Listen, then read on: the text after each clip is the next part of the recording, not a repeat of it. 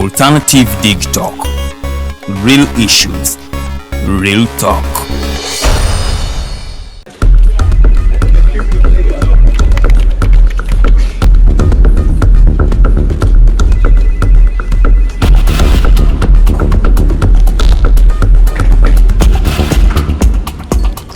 Are you guys ready?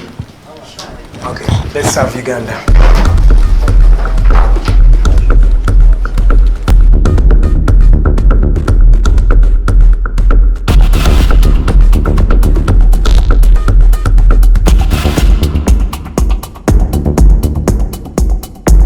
As promised, we deliver.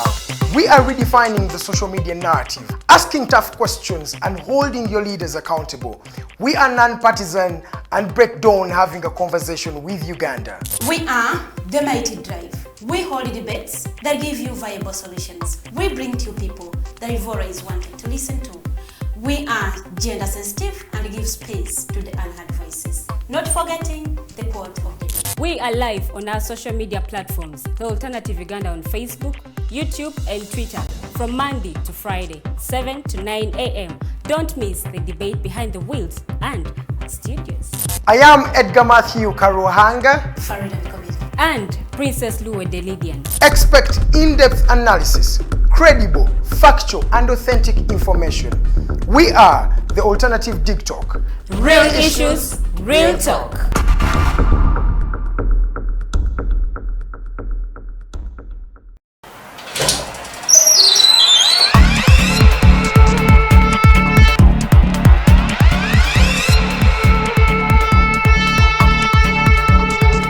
You have got to get up pretty early to go do something.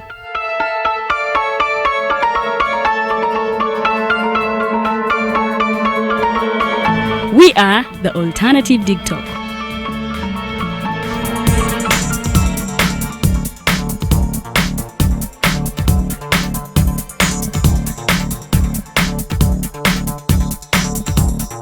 With our mobile studios, we are redefining TV presentation just as technology is setting the pace. We are blending our approach with fresh, perspectively designed breakfast show, The Mighty Drive, informative and entertainment show, exclusive and live interviews. President Museveni wadde juzi namulaba apima akawunga kilo 2 tasobola kalya nini bwaba alya kilo 5 oyannema okuliisa eggwanga ne bwe limundekera. Njagala kwebaza the Alternative Dig Talk etuwadde kano ka Mighty Drive era n'abatuwuliriza bonna abali ku mikutu njagala basaba mugendo maaso n'okuwuliriza. All given to you just a click away on your phone, tablet, laptop and smart TVs as we are streaming live on our social media platforms, on the road and on the go. We are the Alternative Dig Talk.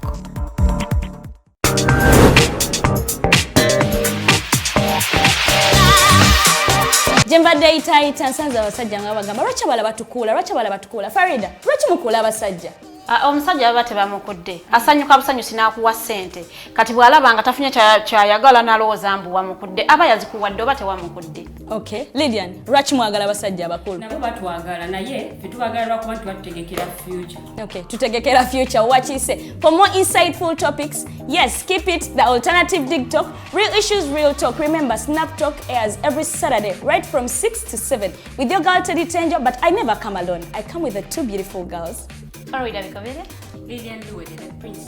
Meanwhile, we have a new home. I'm super excited. What do you think of our new home, Farida? I love it. I just love everything. Yes, let's keep it the Alternative Dig Talk. Real issues, real talk.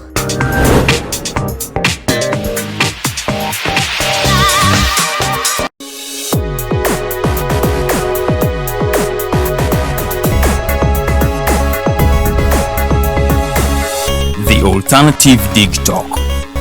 Real issues, real talk.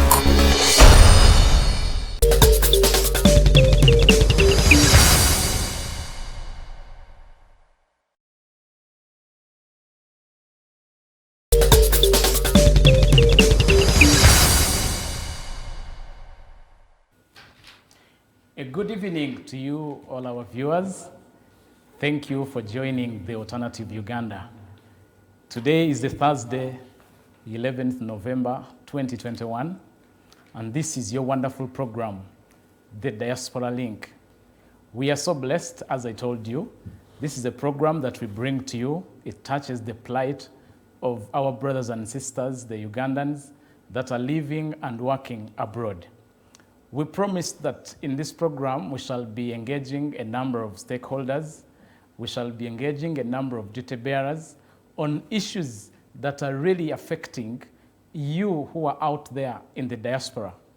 The issues that we discuss, I know they also touch you, our brothers who are still here in the country. Last time I told you that any time from now, you can also become a member of the diaspora because you will travel and become a diaspora. That's why you also need to follow these issues. Today, we are having a very wonderful topic. We are going to be looking at tax. Tax is around us, and all of us are supposed to pay tax. Anyway, we shall get to know why. We are discussing, the topic that we are discussing today is, does Uganda's tax regime favor diasporas? This is something that touches you. We know that you, our brothers and sisters, bring in a lot of money here. You actually contribute to our foreign direct investment here.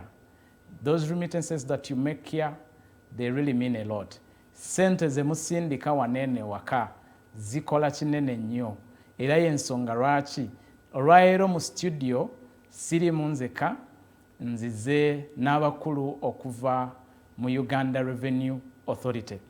Mu ddakiika ntono nnyo bagenda bba batubuuzaako, batweyanjulire, batubuulire n'ebiti mwe bayimiridde okubanga bakyalako waneeno mu studio zaffe. Kantandike n'omwami ali ku ludda luno. Thank you very much, our moderator today. My name is Peter Muntu. I work with the URA as a customs officer, and I'm very glad to be here. And in a special way, I greet our dear viewers today. And I hope by the time we end this show, we shall have learned a lot and we shall have shared a lot. Thank you. All right. Let me also turn to you, our dear sister. Thank you so much, the moderator. My name is Irene Ninsiima.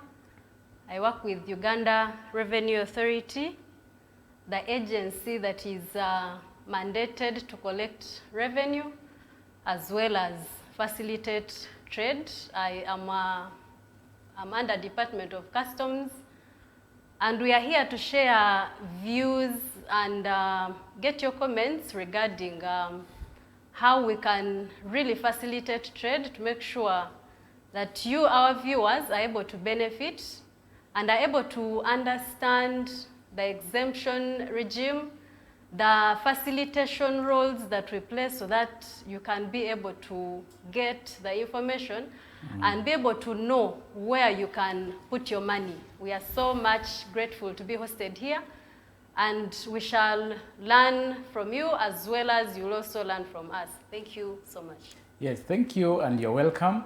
This is the Alternative Uganda. We are here to redefine the social media narrative. I know by the time you switch off, by the time you switch on your social media, you find a lot of funny stuff.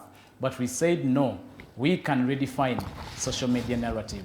I am your host, Nixon Segawa. In the studios, we are also being joined virtually with, to give it a global perspective. We also invited Ambassador Milton Kambula. He's a global analyst and a global economist. Let us also welcome him. Let him also say hi to us.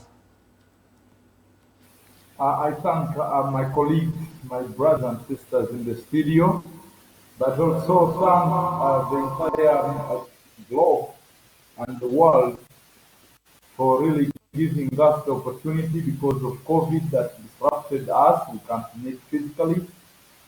Who are going to attend. I thank all of you. I thank you, our host. I think this debate is going to be very, very educative, learning from each other also, but also to guide each other on the future of the diaspora economy, which is very critical now when the economics of the world is transformed. Thank you. Okay, welcome, Ambassador Milton Kambula. He's following everything and he will be in at the rightful time. Right now, before we go any further, I know there are Ugandans that hear this for the first time. Mr. Peter, what is tax? Tax basically is a compulsory payment which any business person in Uganda or in diaspora or in our neighboring countries is supposed to pay for purposes of contributing to our national development and even catering for our recurrent expenditure in Uganda. Yes, so, briefly, that's what I can say. So it is something compulsory? Okay, it may not be so compulsory because probably not everyone pay tax, but it is an obligation as long as you have something that you're utilizing. For example, we utilize water, we utilize electricity, we utilize these roads, and for better maintenance of the same, we have to pay tax. So that we have better roads, so that we have electricity in place, so that we have water running. Otherwise, if we don't have those facilities, then there's no way we can really exist. So it is more of an obligation to me and you to make sure that we have something that we pay so that we are able to run the country. And the country cannot develop if taxes are not paid. Okay. Yes. How do you define how do you determine our Uganda's tax base? Basically, our tax base is the range of goods in our economy that we levy taxes on. And as URA or as the Minister of Finance or Parliament, there are items that are set by the ministry and then they are levied taxes on. So basically that is the tax base we are talking about. Yes. How wide, how narrow is it? Our tax base is still growing and that as Ugandan economy and as ministry we would wish our tax base to increase so that we are able to collect more revenue to cater for our human needs, yes, and national needs, as per se. Yeah, as you heard, our tax base is still growing. Irene, are Ugandans really paying tax? Yes, they are. That is why we are able to develop the country and from what we see, yes, they are, because we've managed at least to have roads in place. If at least you've traveled around the country right now, you really see that there's an improvement in terms of transport sector. You really see there's improvement in industrialization. People are trying to put together factories and they're trying to manufacture so many items really, so they're really paying tax. However, we still have those challenges, of course, of those non-payments, of which we still encourage one another to make sure that at least be able, if you know that you're earning, be able to comply and be able to pay tax, because without tax, without revenue, there's no way the country can go forward. Yes, yes. I would be cheating Ugandans if I don't highlight this. A number of Ugandans, when you talk about infrastructure, they keep wondering. The country keeps on borrowing every now and then, and they're wondering, what is their tax doing? That is something that Peter will also take it up. What is our tax doing? I must tell you that Uganda is a developing country, and we cannot go away with borrowing, if I can put it that way. But at the same time, we have to balance what we get vis-a-vis the expenditure, and then be able to balance and see which sector can take what, and then be able to develop with what we have. Now, as Uganda Revenue Authority, we have so many initiatives that are ongoing, at least to make sure that we have that economic dependency. We have different programs. We have, for example, the last financial year, we have introduced electronic invoicing. We have regional electronic cargo tracking systems.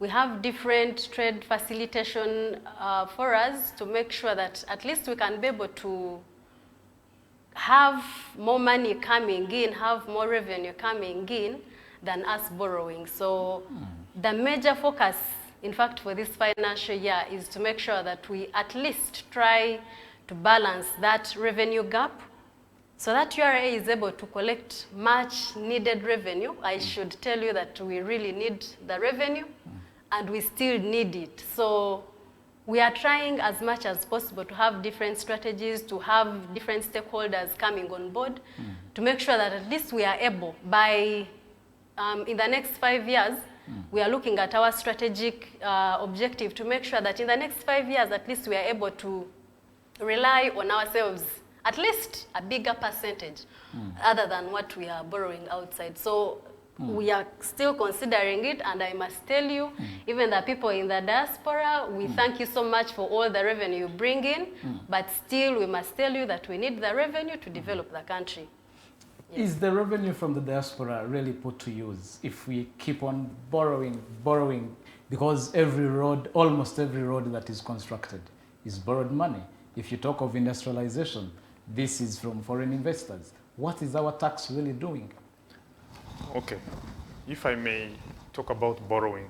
Borrowing is not bad, because we very well know that even successful businesses in Uganda, they do borrow, banks borrow. So Uganda, we are not an exception.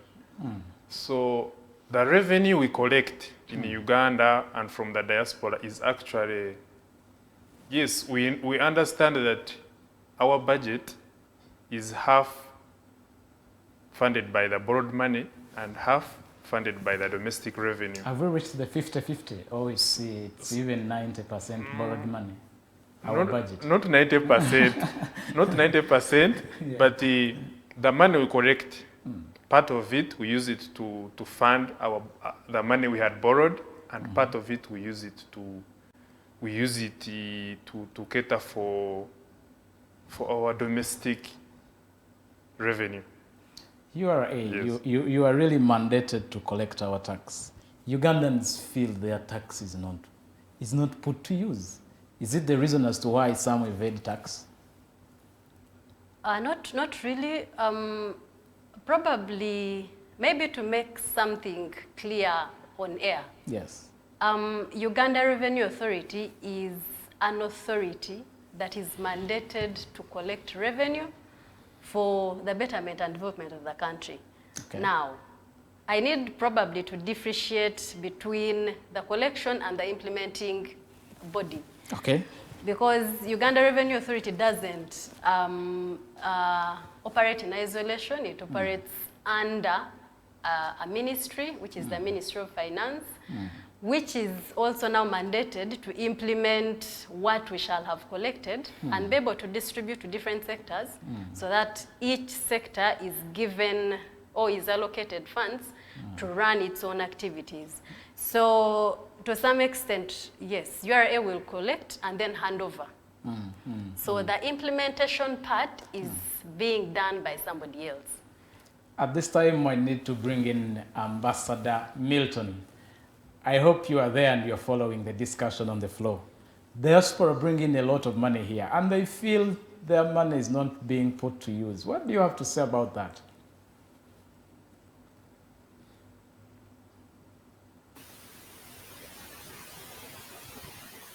Come again? I have not heard you. What are you saying? I hope you've been following the conversation that we've been having here. And we are saying that a lot of people are bringing in their money and they feel that this money is not actually being put to use, though it is collected, as they have been telling us, to put up infrastructure. But we always see that this infrastructure is actually borrowed money from abroad. So as people in the diaspora, they may feel that their money is not being put to use. What do you have to say about that?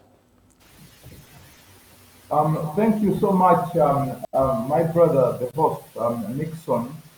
I can say that Uganda, just like many nations around the globe, we have to do, we call them work, some kind of the unusual work to make sure we fight corruption that is taking some of our money into being used, which becomes a demotivating factor for those who are paying tax, either abroad, our diaspora population, but also the local Ugandans.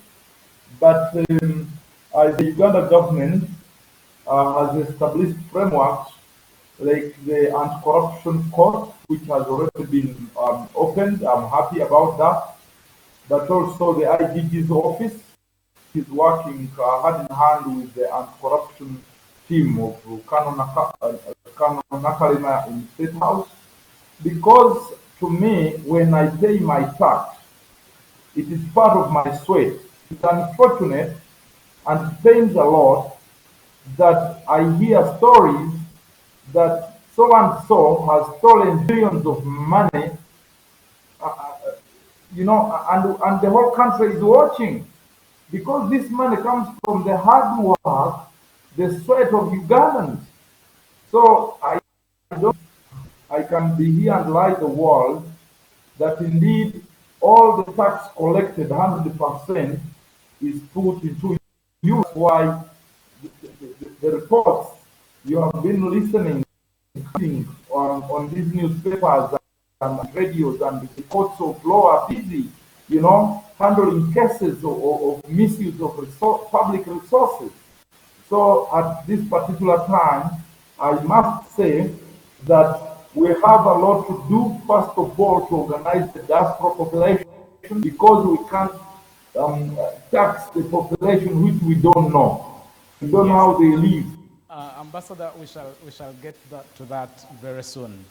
I also want to have your take on the people here from URA. They acknowledge that our tax base is still small and they are working around the clock to really organize and expand this tax base. Can you have a say on that?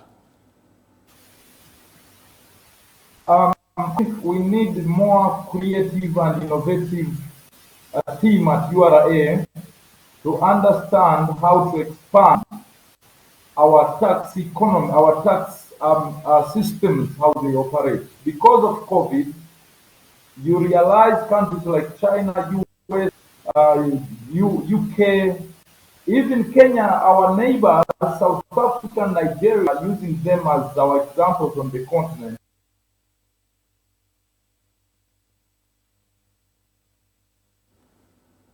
We seem to be losing Ambassador, but he had a point that he was stressing. As URA, if I may turn back to you, you really acknowledge that our tax base is still small and we need to widen it. What are the possible ways that you look into to implement so that you may expand this tax base? Thank you very much. URA has some initiatives that it has put in place in order to expand the tax base, in order to even minimize tax evasion. You can say some of the initiatives are digital tax stamps on production of sensitive items like sugar, cement. That has been done in order to minimize items which don't pay excise duty, sensitive items. We have other mechanisms that we have put in place such as e-invoicing. I think you have heard of it. In domestic tax mobilization. That one has been forwarded in form of e-freeze, whereby whichever item you sell is the end user is issued, or the customer is issued an e-invoice to indicate that actually he has bought the item and he has paid the VAT on that very item, meaning the one selling has to give us a notification, electronic notification. So it is one way of mobilizing VAT, and maybe to inform you, our VAT collection has increased because of such initiatives. Then there is also digital stamps. Yes, there is also voluntary disclosure. If let's say someone has not been declaring, it is upon him or her, a person in business, it is upon him or her to come to us and tell us he has not been declaring, and then he declares to us. And in that way, he will not even pay interest on the income that he has not declared to URA. So it is with such initiatives that our tax base is expanding. Thank you. The initiatives that you seem to explain all seem to be taxing the already taxed. We have a number of Ugandans that perhaps don't even have TIN numbers, and they are running businesses. What are you doing to bring them on board? Perhaps that would be a way of expanding our tax base. Currently, we are doing tax education. We are engaging different stakeholders. We are having different stakeholders coming on board. So we organize those tax education programs, and then we are able to go there in the field and be able to explain really what somebody is supposed to do, what it takes to get a TIN, and why should you get a TIN in any case. We are telling them different opportunities and incentives that are available for different investors where they can at least invest. Maybe to add on what he said concerning what are some of the strategies we are having, I must tell you that we are not looking at only getting tax from our dear clients or our dear taxpayers, but we also have different incentives that we have provided, which most people are benefiting from. And I must tell you, those who have gotten those incentives, they, at least we have a record and they're able to tell. We shall get into the incentives. I know a number of our viewers are waiting to hear what are the incentives from URA that really touch and benefit the diaspora. But I hope the ambassador is right back. I want to bring him on board on this issue. On widening the tax base, is URA really doing much to widen our tax base? You know, I must say that the activities that we have been working on are basically to smoothen tax collection. Right now, because of COVID, my brother, is that we got to be creative to making sure we open the economy from being internally concentrated to the whole world, so that Uganda Revenue Authority is not just a center of excellency, but it becomes a hub for making sure Uganda is in every country collecting tax and building capacity of our diaspora personalities to make sure their working conditions are friendly to guiding foreign affairs, for example, for good working conditions, good salaries, so that our Ugandans don't just give us more tax because you have sent a house girl to Dubai who is getting maybe 500,000 shillings, but trying to negotiate a game with government and nations and corporates like Facebook, now it's called Meta something something, so that our diaspora a link and back the, the independence and the economic liberation of our country. For now, we can talk about the incentives which are in this book, but they are not talking about how we can actually build the widening which you are talking about. More people paying tax so that it becomes the little. Because if we have a small tax base, it means those few people pay a lot of tax and the companies cannot grow. That's what is happening today. Ambassador, you seem to be pushing a lot to URA. Is that also a responsibility of URA? You talked of widening, then reaching out, negotiating better contracts. Can you please put it in perspective? You know, my brother, URA has a lot of work to do. It has to open up a special department that guides the Ministry of Foreign Affairs. For example, to speak today, we don't have career ambassadors abroad. Most of them don't understand what we call economic diplomacy.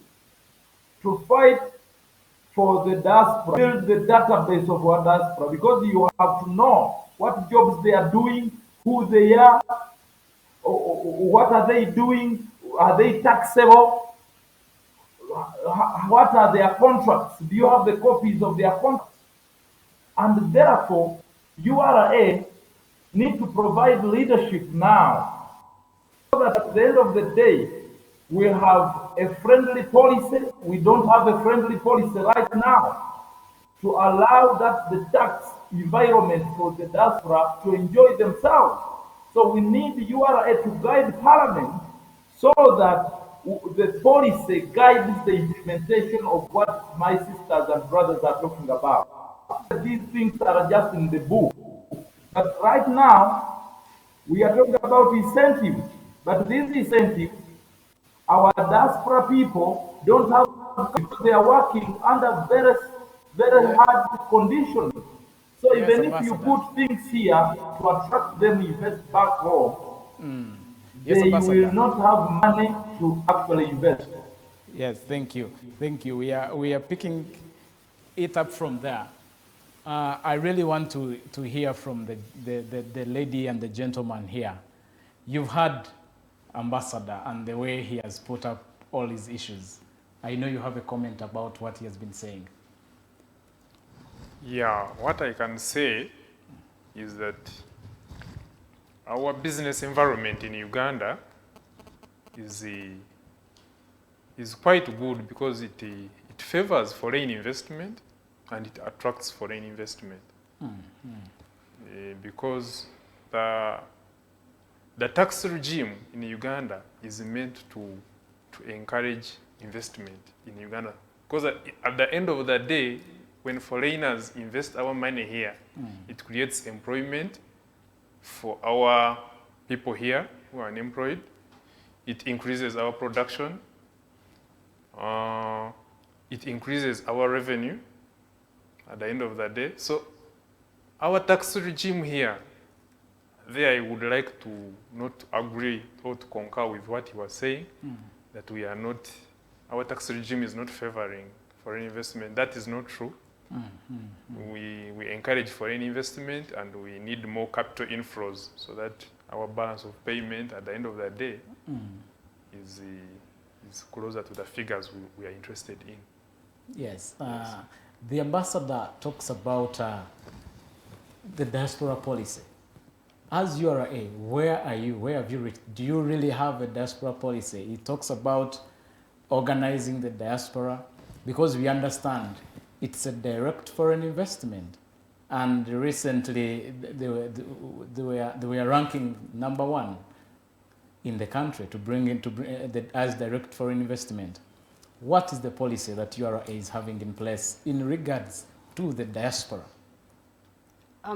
Maybe Okay, on some extent, I must concur with the ambassador on him saying that we should be able to engage Ministry of Finance to make sure we have enabling policies in place so that the diaspora, they're also able to contribute to the national development. That one, Ambassador, we are going to take it upon ourselves to make sure we also engage our own bosses, and then we see how this can be implemented in the near future.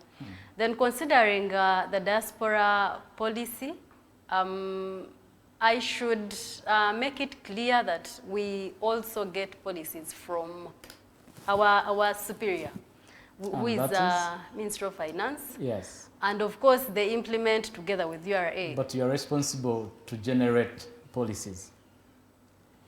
On some, yes, on some, not. On some, we have to collaborate with them. And maybe to add on what he was saying. So isn't URA considering coming up with a diaspora policy?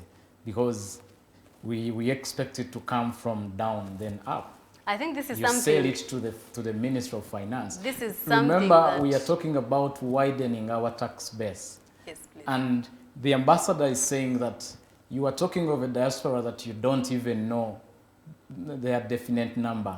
You don't even know whether that population is actually taxable. And yet it's one of the population that we are looking at to widen our tax base.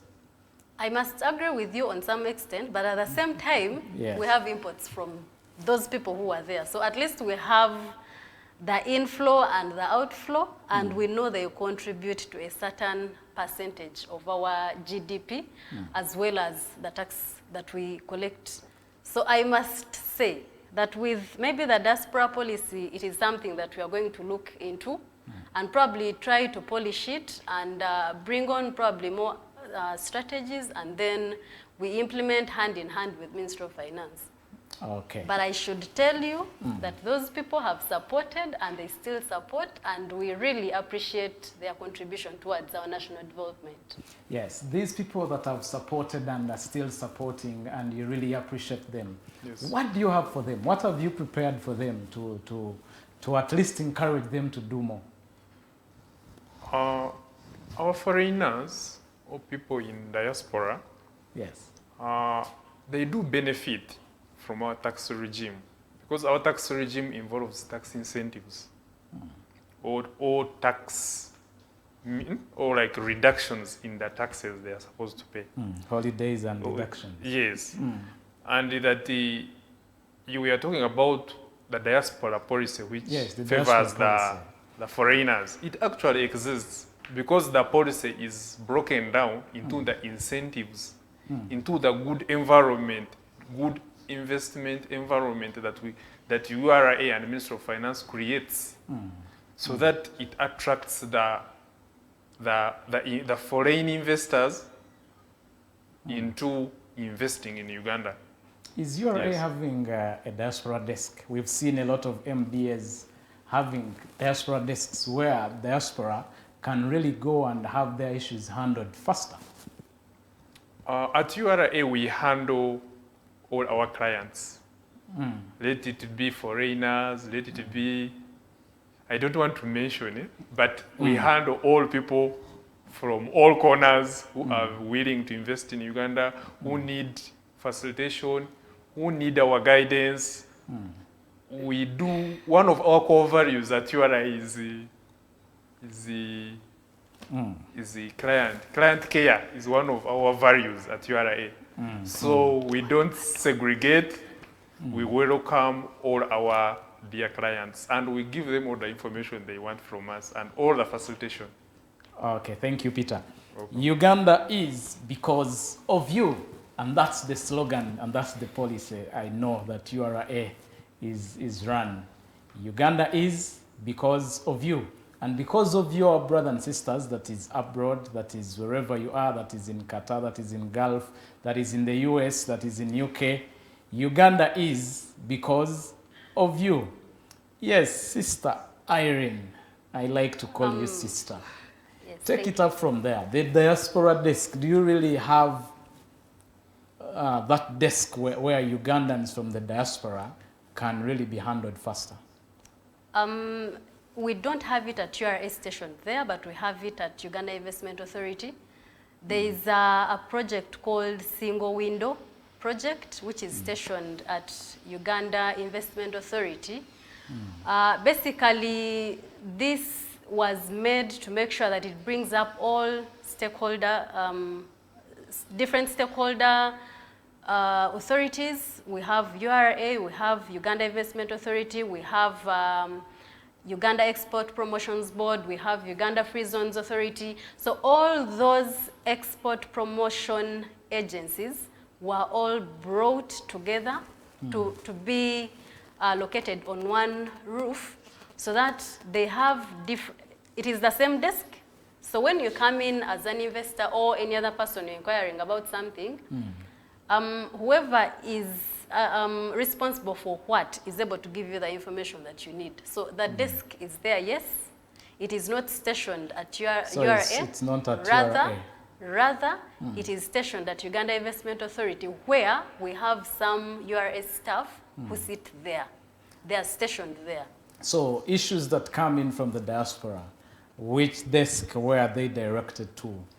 There's a desk at Uganda Investment Authority for URA, and we have staff there. So whoever goes there, they're able to get information.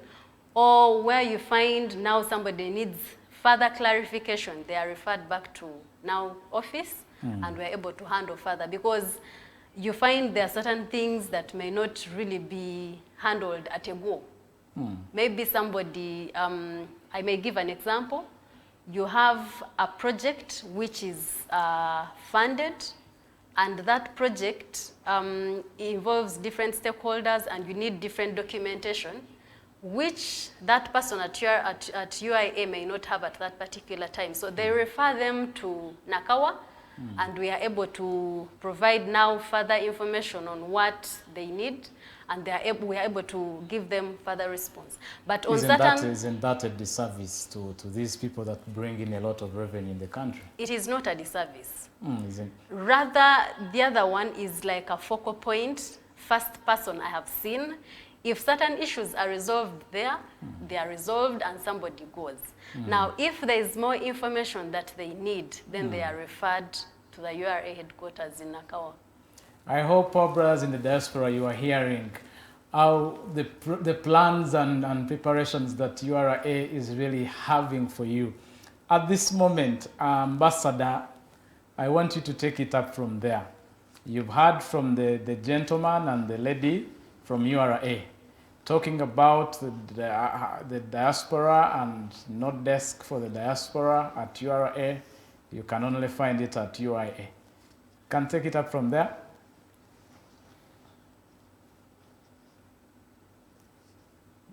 Yes, Ambassador, are you there? Yes, Ambassador, you can take it up from there.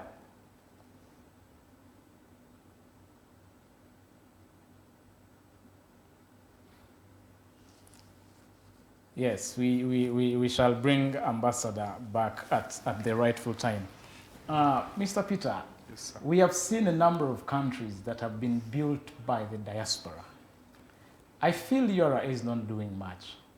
Israel was built by the diaspora. It's the people that went out, made a lot of money, came back and built their country. What are you doing to encourage the brothers and sisters to come back and invest home? Thank you very much. If I may break down a few of the things that we do as URA, actually I can say URA is doing its best to attract foreign investment, to attract investment in Uganda. If I may talk about agriculture sector. Yes, yes, yes.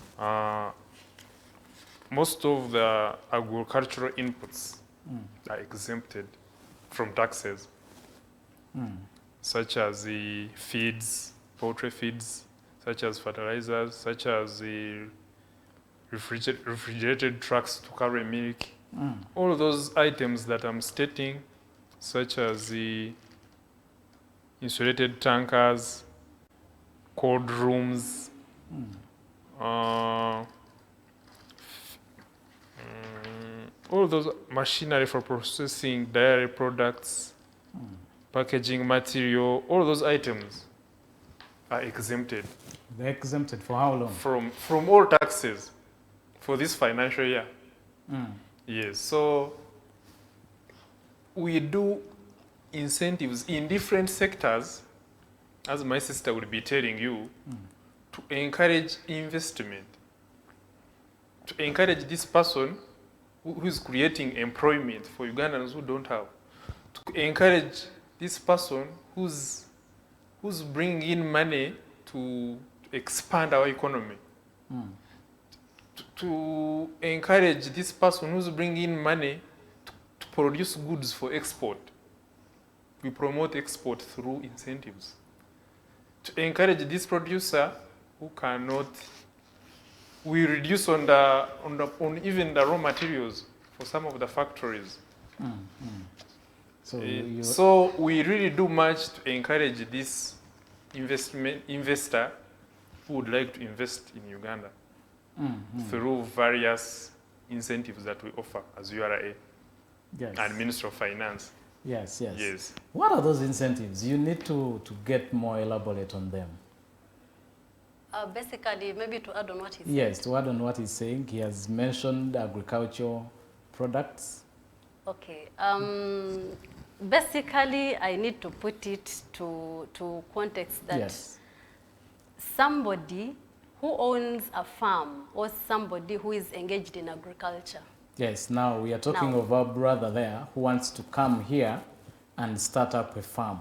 Thank you so much. He begins exporting rabbit urine out of the country. Thank you so much. Yes. That is the person we are here to Yes, tell. let us now get to that. Yes. Now, according to the Act, the 5th schedule of the East African Community Customs Management Act, all inputs, all implements for somebody who is engaged in agriculture and is bringing in all those items, whatever items they are, as long as they are for agricultural use, they are exempted from tax.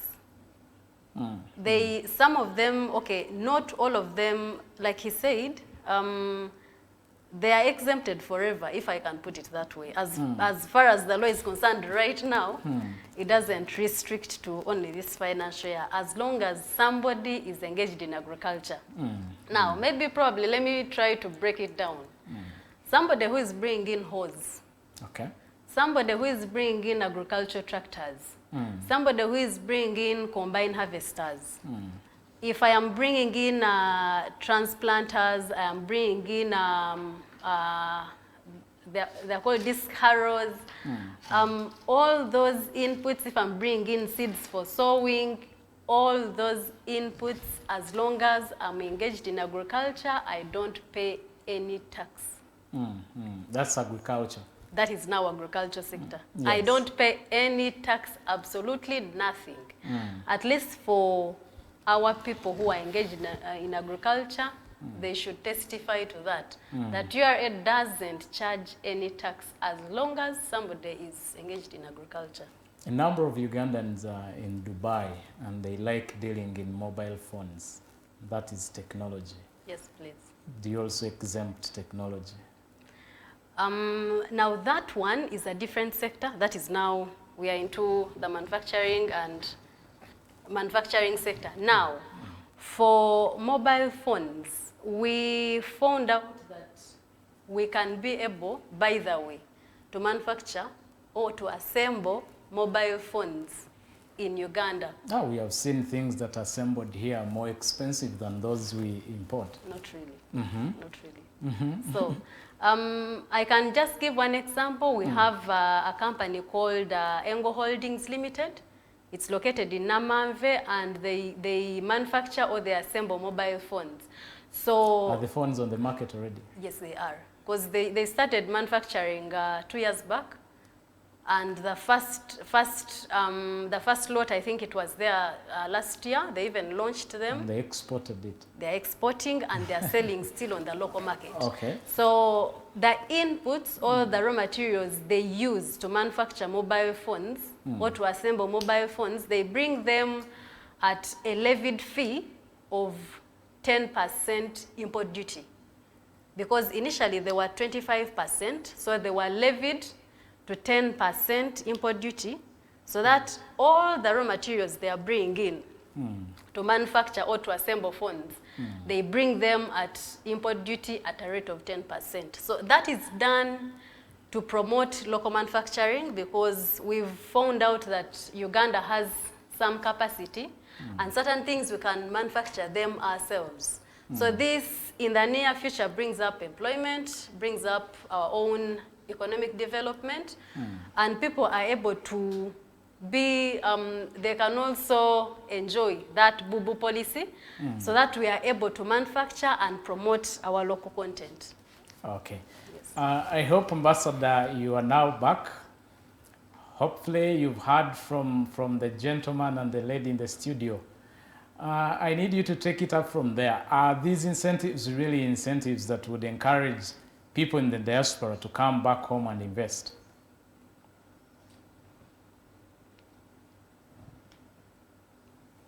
I can see a smile on your face. Yes, go on. And as we are seated there, the only thing we can export are the house girls. The girls, they make 500,000 a month, and we call them Diaspra. And we create an imagination that we have created them, you know, it's tax incentives to come back and invest. And we say, for a Muzungu, a man whose economy is in trillions of dollars, and it is working 24/7, and his government actually collecting tax day and night. He's coming here with his $50 million, then he's given these exemptions. But look, my friends, and the people watching us today, I want you to know the future of Africa. By 2037, Africa is going to become the biggest consumer. The consumption has been 1.1 trillion. In 2037, we are going to be more than $5 trillion. But who is consuming? Who's taking this money? We are talking about an economy whereby the foreigners come and enjoy these incentives at the cost of our raw materials being taken away with tax for 10 years, which is fine. Let them come. We need jobs. 10 years. But the story of saying if a Mzungu is paying $10, let the Ugandan pay $100,000 and be able to enjoy the same opportunities. When will that house girl live in $100,000, even if it's in Dubai? That policy should be able to be redefined. Because some of our people in America, their life standards and their saving capacity for investing actually in negatives. So the president is getting us, but we are not listening. The parliament will help URA so that we actually put in books that are real, that are realistic to be achieved. Just saying, even the gloves, we have the gloves here. Whoever brings gloves, can you imagine gloves? Medical things for hair, even a glove which we can manufacture here. Some things are here, we are giving just loot. This is looting of Africa. Yes, we want them. Why do you call it looting? For some child, for Uganda, should be able to attract our children back and bring their money more safer here. That is why President Trump said we want to focus on building America. They are also fixing their problems. Yes. The Chinese are taking over the world economies because they understand the economics, where the economics of the future is. So we must reform URA, make sure that everybody is part of the collection of tax. Everyone must contribute. Because of COVID, our income has come down. So we must make sure the tax becomes equitable. Of course, you know that. Becomes certain, we are certain, we can even project that in the next 10 years, this is what we can get. And even it will help in the so that we end this thing of supplementary. Yes, Ambassador. Thank you for your submission. Ambassador puts up something in perspective that we really need to understand here. He says that you give a foreign investor, he needs, if at all, invests $50 million US, then you allow him 10 years tax-free. And for a Ugandan, our members in the diaspora, they will need $10 million US. He's saying our girls, our brothers and sisters who are in the Gulf, toiling day and night, when will they ever make the 525 millions to enjoy those tax incentives? When we come back, we are breaking for a commercial break. When we come back, we are really going to see and discuss and really understand whether these incentives are indeed making a sense to you who is out there. Thank you. Just stay tuned and don't change.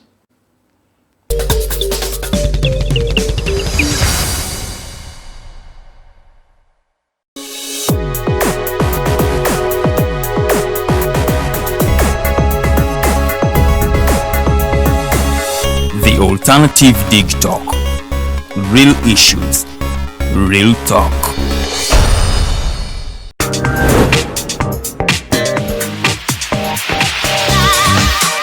Jembadde itaita nsanze abasajja nga bagamba lwaki bala batukula Farida lwaki mukula abasajja omusajja baba tebamukudde asanyuka busanyusi n'akuwa ssente kati bw'alaba nga tafunye kyayagala n'alowooza mbu wamukudde aba yazikuwadde oba tewamukudde. Okay, Lydian, lwaki mwagala abasajja abakulu? Nabo batwagala naye ffe tubagala lwakuba nti batutegekera future. Okay, tutegekera future wakise. For more insightful topics, yes, keep it the Alternative Dig Talk. Real issues, real talk. Remember, Snap Talk airs every Saturday, right from 6 to 7 with your girl Teddy Tenjo, but I never come alone. I come with the two beautiful girls. Meanwhile, we have a new home. I'm super excited. What do you think of our new home, Farida? I love it. I just love everything. Yes, let's keep it the Alternative Dig Talk. Real issues, real talk.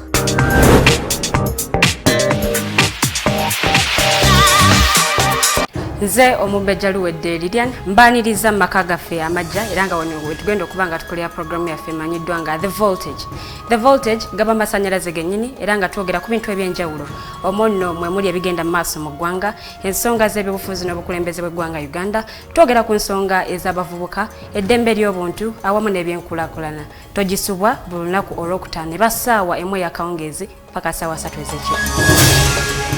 The Diaspora link buli lwakuna sawa 11 paka sawa emu ey'olweggulo ye program gye tukuleetedde wano ku Alternative Digital Uganda. Tugenda batutunulira embeera z'Abannayuganda baganda baffe bannyinaffe zibawangaaliramu mu mawanga ag'ebunayira.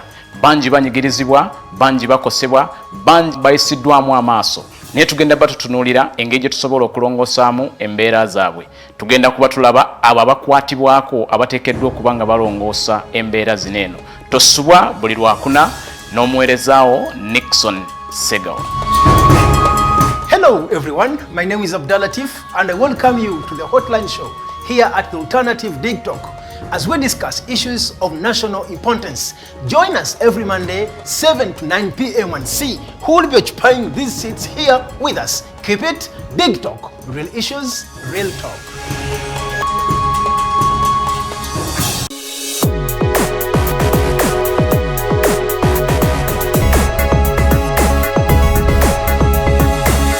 The Alternative Dig Talk. Real issues, real talk.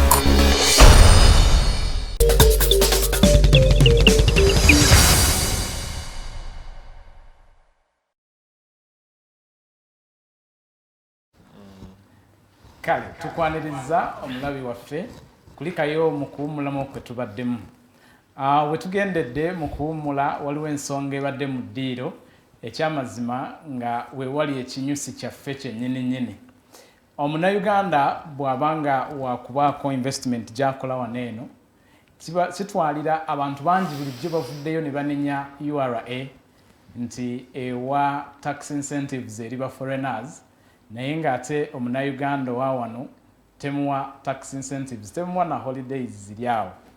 Ambassador bwe tugendedde y'ensonga emu gy'abadde annyonnyola n'agamba nti abannayuganda abasinga be tulina emitala w'amawanga betusindise okubanga bakola mu maka g'abantu obanga bakola nga ba housemaids.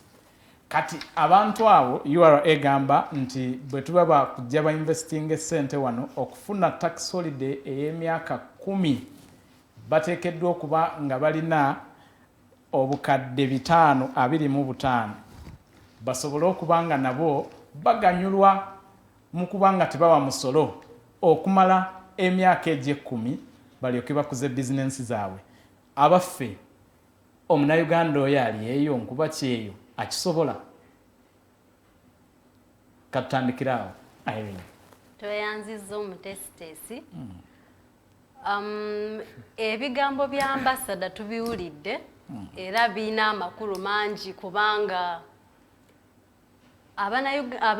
abannayuganda abasinga tuyinza okubanga n'ezo ssente ffenna tetuzisobola.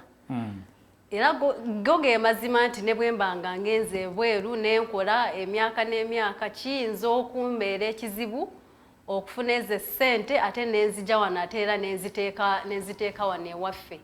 Naye kyenjagala okunnyonnyola abannayuganda abali eyo nti si buli omu talina okuba nga ateeka ssente mu kintu ekyo kyokka. Waliwo ebintu ebirala kati nga bwe nannyonnyodde ebikwatagana n'ebyobulimi nti ebintu byonna by'oba ng'oleese nga bya bulimi osobola obbireeta n'otandika okufunamu naye nga tosasudde musolo. Era nziramu ekyo ekibuuzo ky'obuuzizza ekyezo essente. Nange kennyini ayogera nti ezo ssente ziba nyingi nange nyinza era sizisobola. Naye nyinza okukwatako ekintu ekimu ekitono kyensobola nga kyensobola otteekamu ezo ssente ze mba nfunye ate n'enkiganyulamu ate n'abalala nabo ne bafunamu ku ssente ezo. So nze ngamba nti tetulina kulabira ku kintu ekyo ekimu naye tusobola okuteeka ssente mu bintu ebirala ate nga tukozesa ogwo omukisa kw'ebyo ebintu ebitaliiko musolo nti ebyo bye tuyinza okuleeta mu ggwanga ate ne tubikozesa ne tubiganyirwa n'abantu abalala nabo ne bafunamu. Tuleme okulaba ku kintu ekimu ate nga ffenna tuyinza obutakisobola. Awo obeera tokugidde abamu kuba naffe tuyinza obbanga kyetwandyagadde naffe oteeka mu ssente. Era Katonda yatutonda nti ffenna tetusobola kubeera ku level y'emu. Ekyo kyo njakki kugamba nti era olaba nti ne zino engalo tezisobola kubanga ze zimu ffenna tetusobola kwekanaakana. So nze kyenandisobodde omulala ayinza okuba nga ate yansingako ye bw'aba nga akisobola nze ngenda n'ekyo kigenda mu nsawo yange. So nze ngamba nti tuyinza okufuna ku ebintu ebirala nga incentives endala ze tusobola okuganyirwamu ze tusobola okukozesa ne tubanga tufuna ku ebyo ebigenda mu ssente zaffe ze tulina mu nsawo. So buli omu afuba olaba nga akola ekijja mu nsawo ye. kiva gye muli kituufu. Madamu Irene kyayogedde nze nkiriziza mu kyayogedde.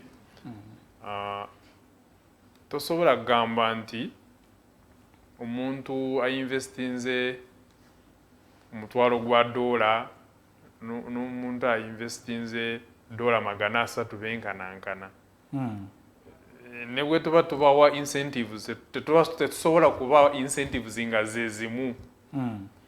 So awo bwe ngamba nti n'obwoba ofuna sente ntono oba osavinga sente ntono ng'oli eyo obweru osobola otandikawo ekintu kitono ate ekintu kitono ekyo ne kikula. Bizinesi zikula zitandika mpolampola naye nga zikula. Ate ensonga lwaki URA tugezaako okufacilitatinga bizinesi ezo ento n'ezikuze. Si nti bizinesi ento bajja giwa tax holiday. Ejja kuba esasula at least income tax ng'ekula. Bw'otandika okutunda ebintu byo by'okola bweru awo bw'otandika okufunamu incentives such as tax holidays. Bw'otandika okuemployinga abantu bangi awo government ejja kukitunulamu egambe katukuwe tax holiday. Naye bw'oba oemployinga omuntu omu oba basatu government awo tesobola kukuwa tax holiday. Yes. Ambassador yagamba nti nga URA twandifubye olaba nga tuteekateeka omuntu ono gwe tujjamu omusolo ti nga bali mu diaspora tufube olaba nga tuba negotiatingira better working condition and better terms basobole okuba nga bafuna ssente eziwera basobole okuba nga bajja n'abeewaka ne baba nga bainvestinga. Ambassador, to some extent I will agree with you. Let me speak in English. It's fine.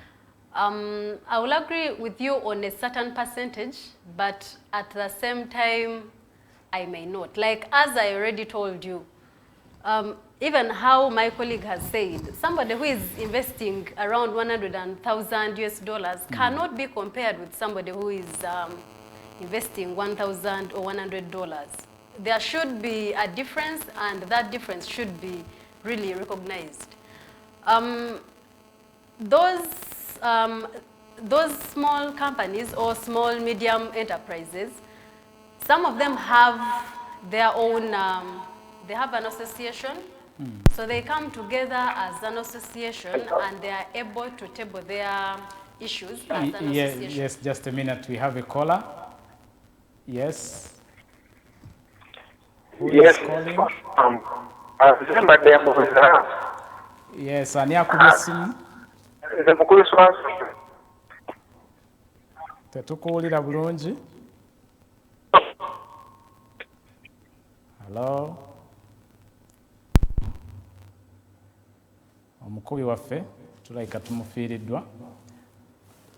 Ogenda kuddamu okube ku nnamba z'essimu ezo z'olaba wansi awo 078 917 145 oba 0759. Hello. Yes, hello. Yes, James. Ebintu ebisinga babitadde simanyi online buli kimu wandisa online buli kimu ate ogenda okugira bwoti abantu bafuba mu byalo n'abali ebweru w'eggwanga tebasobola biregisitaringa ate byaluzungu lungi balina nteekateeka ki egezaako okulaba nga omuntu wa bulijjo abitegeera era nga naye atalina internet asobola okubufuna obuweereza nga tafunye kaluubirizibwa. Tweyanziza. Yes, James, tweyanze ekibuuzo ekyo.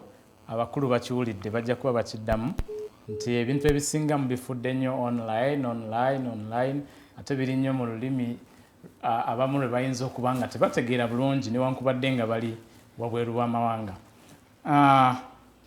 Ensonga gye njagala twogereko nga tetunnaba kwanukula omukubi waffe y'ensonga ya ssente Abannayuganda ze basindika ewaka ze tuyita remittances.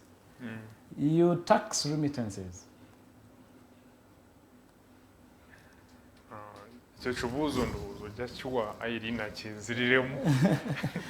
Is it a good idea akasente kensindikira jjajja wange wano ewaka kasobole okuba nga kamuyamba obulamu butambuza nako ne mukajjako omusolo?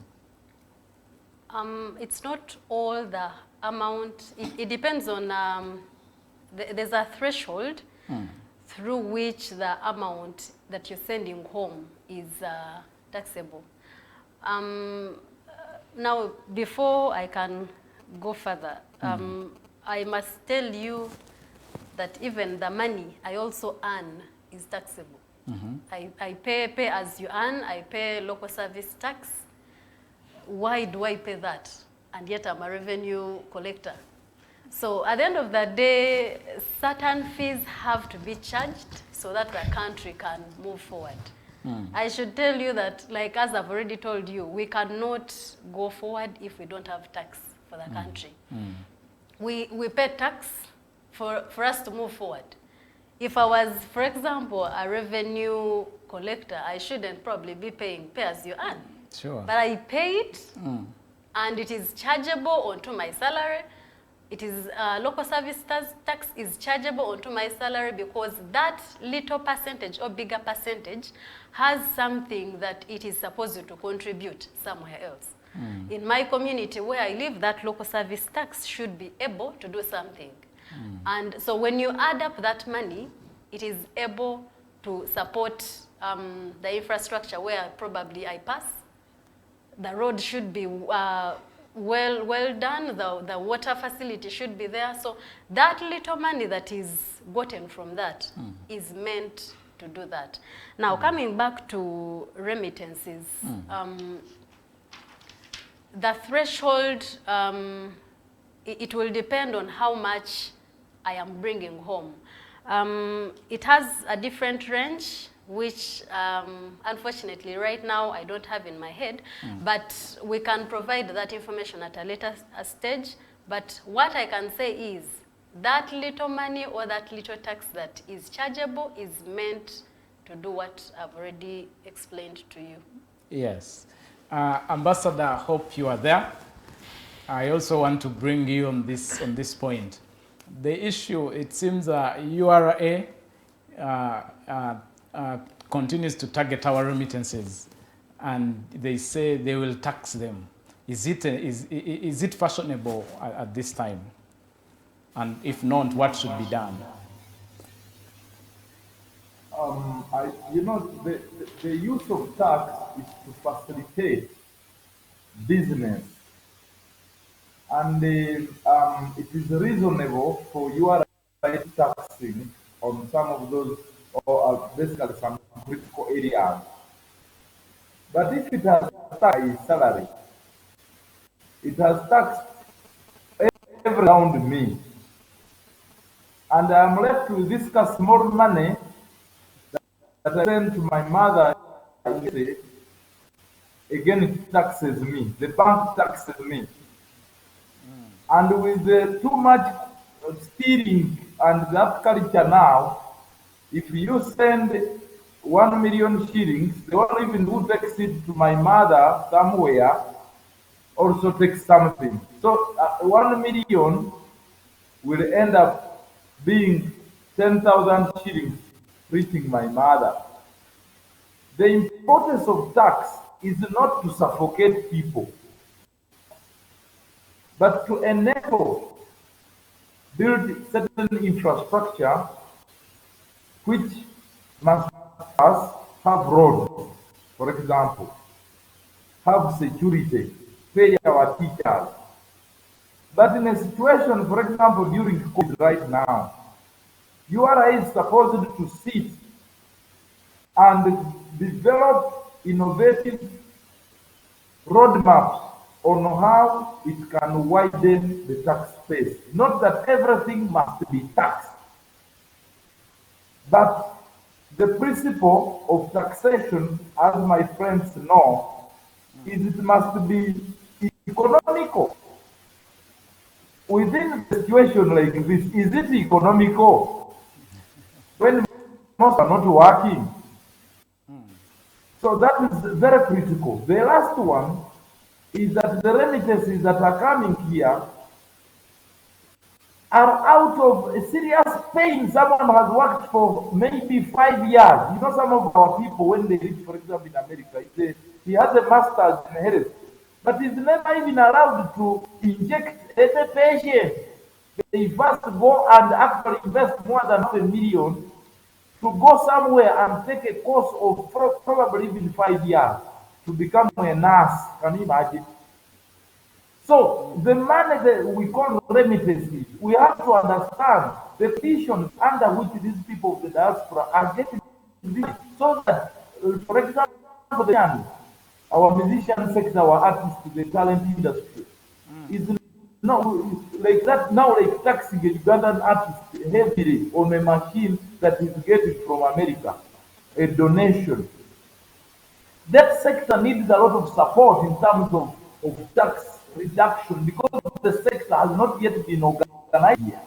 Just like the diaspora itself. Just like I can work in America as a house girl, and my boss gives me a vehicle, donates it to me. Then I send it to my mother down here in Uganda.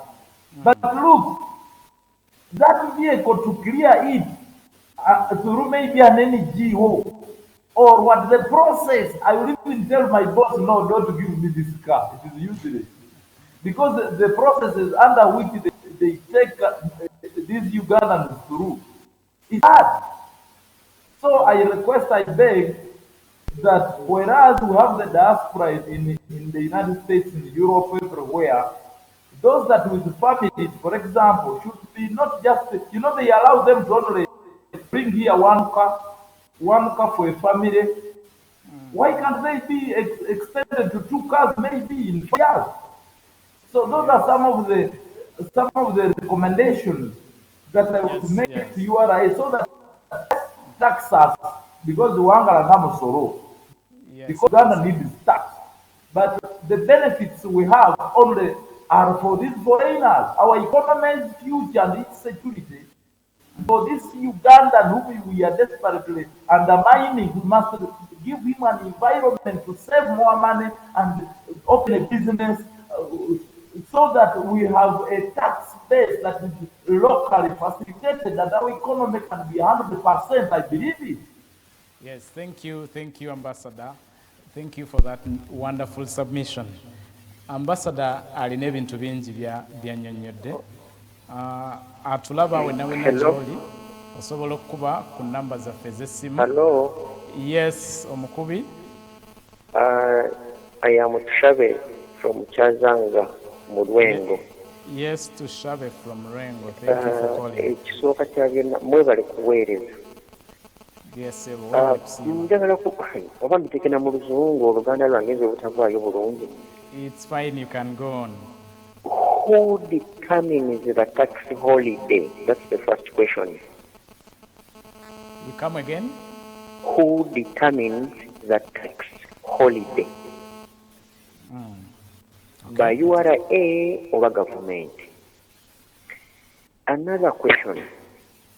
Local service tax gye boogerako abantu gye batukakka bano bonna osimanga URA energy mbadde mu gavumenti eyina budgeti ya local government sente ezo zesire ate kati lwaki era batusanga neeno wansi mu simanyanga biki ne batujjako local service tax kyokka ate nga waliwo budgeti emanyiddwa eya local government ensigable taxation eri waggulu kati zo ziragawa balyoke beewe obuyinza n'okuddamu okutusoloozangako local service tax. Ekirala kirala abayibala batuyambeko nange bantegeeze ne bannakyalo bannaffe tuwulira twabirira bye mawulire nti oluguudo olwo lwa express sibanga twalulira looni ate balimotoka bagenda koyisanga sente okulusasulira olukozesa kati bwe zinaggwa looni bwenaggwayo tujja lukozesanga ku bwereere tutegeere kati ffe tusooke tugumiikiriza olukozesa abalusasulire bwe ziri kozesa ab'ebigere tebakomekereza n'ebigere babasolooza kati bwe tudda kubanga tuyinze mukulu praise katonda nnyo nga tonangoba kubanga nyo butafuna mukisa kuddamu kukuba kati nga tonangoba bo URA terina mechanism yekoma ku kusolooza bo bali abazibba baba nga bakuzibba bakomaawo oba nabo bandyediimyeko nga ffe ne bene balaga nti nabo tuzisolooza tuzitwalira abanene ate bawuuta mpuute nze boolaba sikozesa nkweyadde panado mu kalwaliro ka gavumenti esibalira lwaki batasuza n'emisolo. Kale tweyanziza omukubi waffe webale tusabe okuva ekyanzanga 0789017145 is a number that you can use to call in the studios and we shall receive your comment. You can also use 0759132310. Those are the numbers ojja kuba tukufune era naawe oteese mu programu yaffe. Abakubi boogedde ku nsonga nnyingi njagadde tutandika okuba nga tunokola ku nsonga zaabwe. And you, our people that are following online, I can see a lot of comments. Thank you for the support. Thank you for following the program. Lighton, thank you. Okusomozebwa, this is good presentation and thank you for collecting much needed revenue to grow our economy. Zabadde basiima our Uganda Revenue Authority. Timwebale kukuŋŋaanya omusolo. Christopher Buko ensonga zonsuubira zikwatiddwako obadde oyagala tube nga tulambulula ku nsonga ya remittances ne lwaki URA egenda maaso okuba nga eziggyako omusolo. Suubira bakunnyonnyodde era okitegedde bulungi. Jeremiah webale. Jeremiah agamba nti Ambassador, you are so right. Tax is just too oppressive. Yet it is in most cases embezzled. Yes, ensonga nsuubira nayo bagenda kuba bagiddamu. Nsuubira n'omukubi waffe naye kyekimu ku kyayogeddeko. Innocent ayina byona webale kubaako webale kubanga ogoberera. Mugende maaso nga musindika comments zammwe tujja kubanga tuzisoma era abantu banene bajja kubanga bakwanukula. URA mulina mechanism yonna esobola okutaasa ensimbi zineno ze mu collectinga oba muwanika buwanisi kasita mumalo zi collectinga ne muziwa waliwo abayita batumbuto abo betulaba abazinyaga mwe muzikuŋŋaanya bukuŋŋaanya ne mubawa ne kikomaawo. Tweyanziza omutesitesi ndowooza ekyo twakyogeddeko nga twakatandika program nga tunnyonnyola URA ekyekola ng'ekitongole ekisolooza omusolo ate nga naffe tulina abakulu baffe abatu supervisinga kubanga it is not an entity on its own. It is under Ministry of Finance. So our major role is revenue collection and facilitate trade and to make sure we have smooth flow of imports and outputs. We control the in and outward of goods. We look out for making sure that we have controls for hazardous products not to come into the country.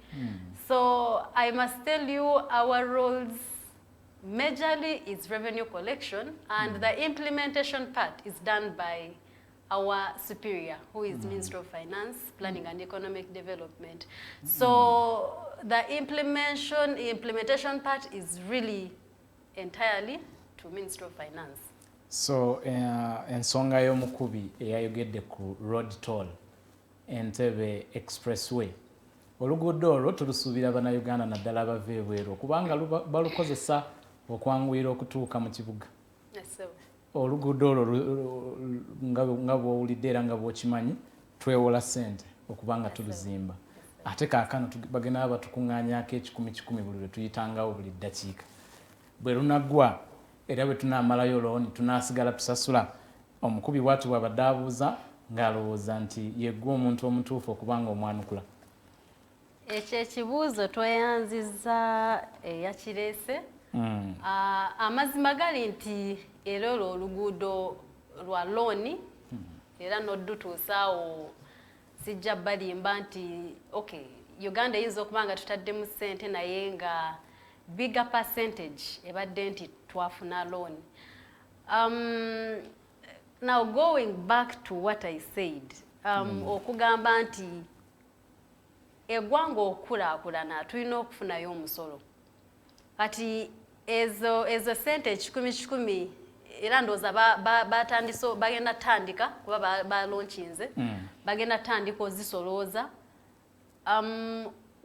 wekinaviira tetumanyi tuyinza obutamanyi oba banayongerayo nti buli lwoyitawo oba osasula ekyo sijja kibeerako nnyo kubanga nyinza obutamanyi obulungi oba tunasasula akabanga ka looni bwe tumala ate netubanga tetukyasasula ekyo simanyi bulungi sijja kulimba. Omuntu akuwuliriza ayinza olowooza nti URA yo eringanga ekamenti gyetafaayo kulabirira nti kasita nze nzijamu amata genjagala oba oli bulungi oba toli bulungi URA mufa ku mbeera z'abantu be mukuŋŋaanyamu omusolo okulaba nga bwe waba bizinensi ye egaziwa bwebanga essente ze mukuŋŋaanyizaako mazima ddala zikolera ddala kye ziteekeddwa okuba nga zikola.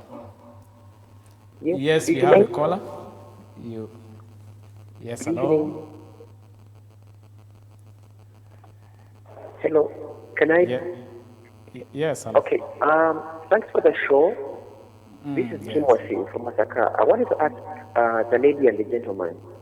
Yes, Timothy. I have heard them talk about the online programs and here invoicing and the rest. And I wanted to ask, how far have they gone to educate people, as in to do civic education? Because I feel like people don't understand these old things of online. They do not. And things like it's an English thing, it's for the elites like them and others. And then it encourages also people. I think there isn't anything wrong for people to pay taxes. But the anger that people have are these taxes being controlled by very few. If someone was finding good hospitals, good schools, good roads, there wouldn't be a problem with people paying taxes. Other countries, we have been in countries where almost people pay 70% of their earnings into taxes. But there is good accountability for such money.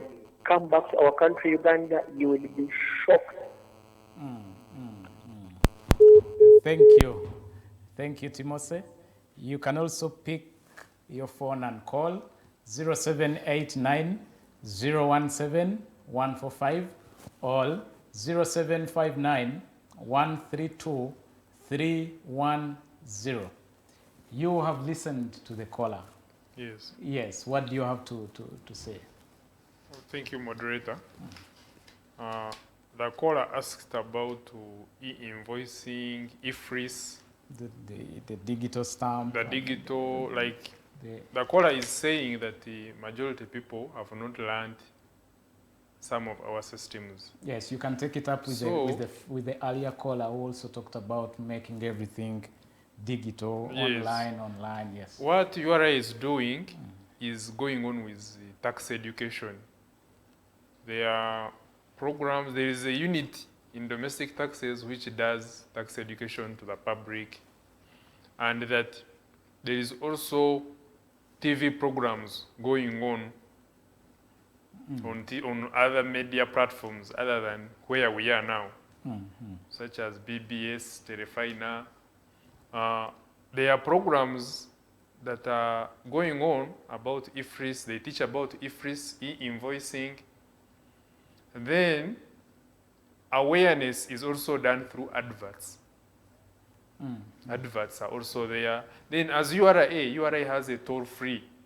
If you have questions, there is a toll-free line which you call, and then you ask, and they will answer you. There is a dedicated team that answers some of the complaints from the public, so that they get to know our systems and where they would need to understand. And if all things fail, they can visit our offices. We have dedicated staff who are there to guide our clients who have any queries. So URA is doing its best to do tax awareness across the country. Okay, and to the diaspora, what arrangements do you have? the tax education to the diaspora? Yes. Thank you so much. To James, who asked earlier on why we are making everything online, we need to appreciate where the economy and the country is going. You realize that during the COVID-19 pandemic, most of things or systems had to go digital because we couldn't do interactions, we couldn't do physical meetings. So we had to make sure that a strategy is put in place really to make sure that our services go on running. So James, I should tell you that one of the reasons why we are trying to put everything online, we are also trying to make sure that you don't have to come to URA for you to be able to get a service. You can get a service through your mobile phone, even at any time. You can do everything using your phone, which is easier for you to be able to transact at any particular time and any location you are in the country. You don't need to necessarily be moving up and down looking for this and this. I want a tin, where can I get it from? As long as you have internet, you have your phone, you can be able to access all these services. So to some extent, we need to appreciate... Yes, we have just a minute. We have a caller. Yes, hello. Hello. Hello, good evening. Yes, hello, Chirabo. Oh yeah, I'm Sarah. I'm listening from Kambula here, my small Kambula. Stella terera tetukuulira bulungi. I am Stella, and I'm watching you guys from Kansang here. Thank you for watching. Njagala okubuuza abagenyi abali mu studio. Ekituufu bakoze kyamaanyi okwedistancinga ku bali abasaasaanya ssente bo ne bagamba nti bazicollectinga, they do not implement. Naye twagala batubeerere realistic, batubuulire essente bo ze basolooza ziri waki bannayuganda kye bafunanga bo.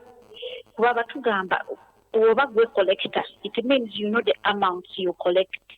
So bokusilaba ku amount zaabwe ze bafuna, is it what Ugandans are getting in terms of enguudo, in terms of eddagala mu malwaliro, amasomero ge tulina, because saawa ne bamamba bakyafiira musanya, in terms of employment.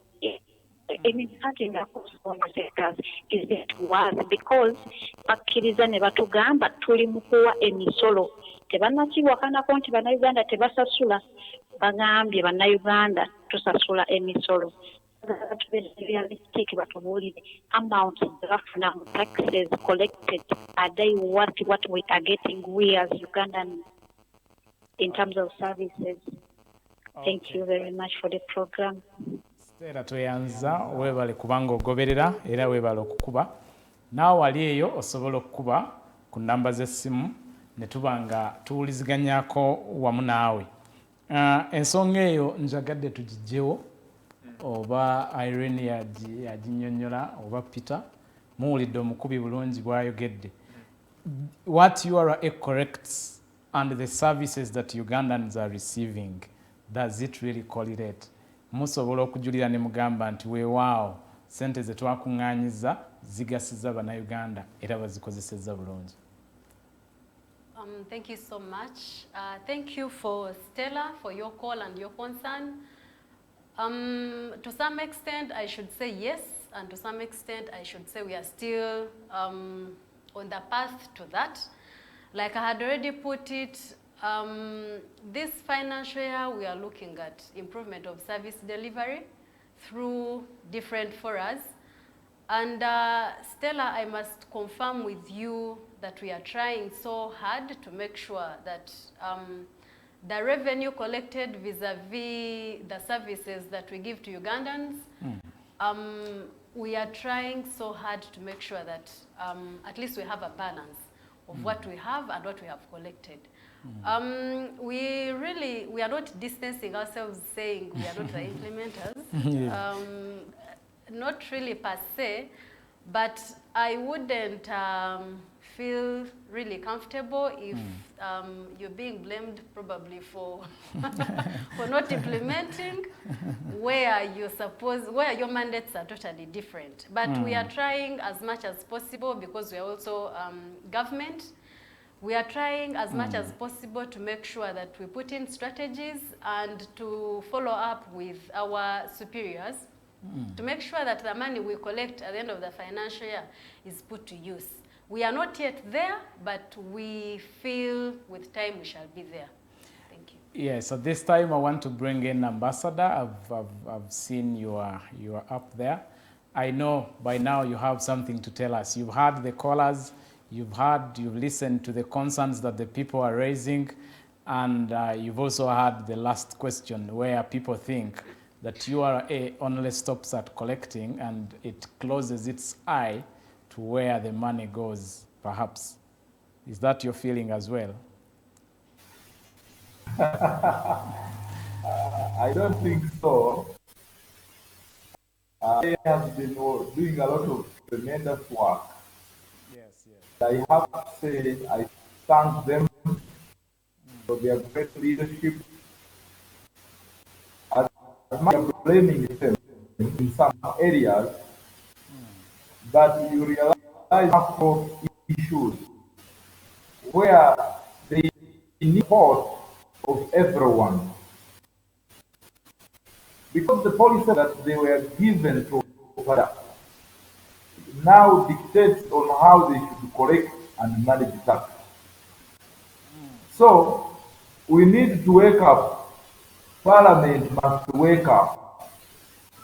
Ministry of Finance and everybody must wake up. Even Ministry of need to also do on their efforts on helping the country benefit from the diaspora sector.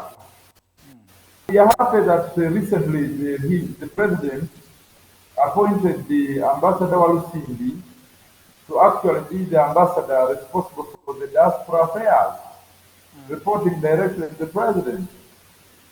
Okay. So I believe through such a leader and having spent many years in these countries abroad, and the many consultants he has in his office, he can be able to guide the Ministry of Finance, the President's office, URA, because the issue is strategic, my brother. We are looking at collective tax. Our budget is for the 7 period. But look, Uganda will only invasion. We don't know whether we collect it. The other year we had the deficit of around 4.something billion. We had nowhere to get that money. But these people in Parliament are good at passing budgets without digging deeper. Who and how are these people paying tax, living? Is there a need to invest in them? Because you have said you can't collect a good money from a cow without investing in it. So I am saying, before you close me, the problem of the country is economic. Even politics is about to change. It will be economic politics.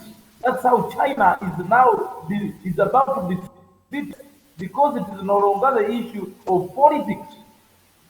Everything rotates on economics. Now, what is the way forward? Before you close me, we are talking about. You are still on, Ambassador.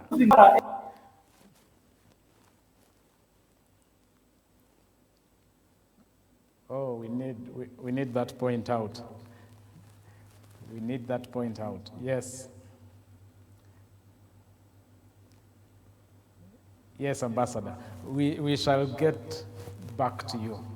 I know shortly everything will get back to normal, and we shall listen to that last point that you are making. Ambassador raises issues of serious policy review. He says that perhaps you are running according to your mandate, and perhaps that's what you are supposed to be doing. But it is time that we should think of a policy review to see that URA is given perhaps more another mandate to at least follow up and see how our tax is being used. hopefully that would be something that they would love to be doing. Ronnie Sebunya is our follower. He says, I appreciate Madam Irene Ninsiima's explanation. Yeah, she's vibrant and her points are clear. The government implementation part is for, government underlying ministries and not URA. Yes, Ronnie Sebunya, thanks for that comment. You can, I know you are still following, you can still go on and raise more other comments. Whoever is following us, thank you for doing so. I want to come back to Peter. A caller talked about local service tax. Yes. I remember, I hope you remember that question. Yes. He says that there is a budget that goes to local government, but again, they come down and collect this local service tax from us. Yes, okay. What is the advantage of such a tax and why it should be collected? Okay, a local service tax is a tax charged on all workers, all artisans, all businesses in towns. Local service tax, yes, local government has a budget. Yes. Has a budget which they use to run the day-to-day activities. However, the local service tax is an addition to the money they use to facilitate services in cities, in towns. To be specific to the question you asked, you are saying, where does this local service tax go? It is more or less used, it is more or less used by local governments to do daily activities such as garbage collection, such as building roads in towns, such as improving government, health center, clinics. Basically, it is a tax which is an additive or an addition to what the local governments have. So their budget is for paying their salaries? I'm not certain about their budget, but their budget does very many things within the towns. Yes. Yes. Irene, do you want to add something to that? Yes. Thank you so much, Peter. To add on to what Peter is saying, now that local service tax that we are charged per financial year, it is meant to help your community in which you live. Initially, they never used to follow it up to find out where it goes, by the way. But of late, they are trying to make sure that they put that money into a location where you stay, so that that money is put into use into your community, like how we have said, help in garbage collection, help to streamline hospitals, because the local government is a representative of the mainstream government. So where the mainstream government cannot reach, it creates those local communities which are being facilitated through local governments, so that those small facilities, the services, they are being handled at that level. Not that every small transaction has to come still to the mainstream government. So they are put there. That money is supposed to facilitate the community in which we all live in. Yes. Ambassador raised an issue. If someone is bringing in a car it got it as a donation, you still tax it. Do you tax donations? Yes, we do. Why? As per the act, donations will be in different categories. For example, if I bring in a donation of wheelchairs, I'll not pay tax. I'll not pay VAT, because as per the law, that item is exempted from VAT. But if I'm bringing in, for example, used clothes, used computers, those are contrabands. We are not supposed to, I'm supposed to charge you for you to bring in a used cloth for environmental purposes. So certain items will be charged and certain items will not. But NGOs, as NGOs, they pay tax. Now, when it comes to the vehicle that he mentioned... Yes, a certain musician one time got a car donation, and he really got Yes, You a got mad with the donation- taxes and A donation almost gave up on the car. Yes, a donation in Yes. terms of a vehicle, for example, is supposed to pay tax because Mm. it's a donation the other side. Yes. But then when it comes here, we need to I mean, we I need hope to get. I hope it's also a donation to me. It is a donation to Yes. you, but this is something that is going to consume part of our environment. So you need to pay for that environment in which you're going to use that vehicle. So that is the tax we shall charge you. However, we have another different arrangement where you find you have, for example, a returning citizen. Yes, yes. I've been in Diaspora and I've been residing that side. I had resident that side, but I'm returning back to Uganda fully. I'm allowed and one car. I'm settling here, yes. Hmm. I'm allowed to bring in one car, and I can only be allowed to bring in another car after 4 years. So because we believe maybe after 4 years that car will have depreciated, and then you can be able to bring in another vehicle. And other items now, like personal items. How do you find that? How do you find that? Because it's one of the issues that I've been seeing here, a number of people out there complaining about. Is it only the cars or even other items? People have cars there and they feel they want to donate them back home here, but they're only allowed to bring one car in a period of 4 years. Yes. Is it something that you are thinking of revising, or there is no need? Apparently, it may not be revised. It will have to wait at least 4 years because I'm looking at the environment that you're using this car in. You need to value the environment and you need to pay because it is consuming power, it is consuming the road that you're using it on. So the period of 4 years, we really see that in this period, probably the car will have depreciated and you can be able to afford to bring in another car. There are even other items which are covered under that provision. Now, like the personal items, the household items that you've been probably using that side, and you're returning with all of them. Yes. Now, all those items are also exempted. You don't pay tax, any tax onto all those items, but you should be able to declare them when you've returned here and you've been here. It shouldn't exceed 3 months. The 60 days. So I pass customs and 90 then days. bring in my household items and then afterwards declare? Yes, yes. As long as you have documentation that these are the things that I own, and even the car that you're bringing in, we should be able to find out that it was in your ownership, you've been using it that side. In other words, it should be in your names. And you should have used it in the period of 12 years. You're not going to buy a car today and then you're like, I'm returning back to Uganda, I have to take this car. No. You should have used it in the period of 12 months. That's a year? For you, yes. That's a year for you to be able to clear it as a returning resident. Wow. Ambassador, I hope you raised that issue and hopefully you've got a clear response. Ambassador, are you there so that you join us?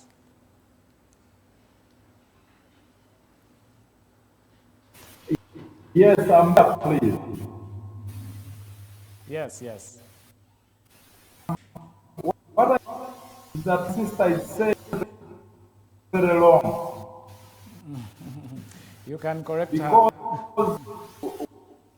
This, like, for example, these days, it is smart. So are you telling me that those are things that I thought about, that the law should be improved? But let me leave that aside. My issue is to see what other countries actually reducing on things they don't use. Here. Using tax on goods that they do not locally use. Now look here. They are also increasing tax on things they are. So that's Diaspora community and our people abroad, for us to be able to liberate ourselves and close the DOP deals that we are depending on imports.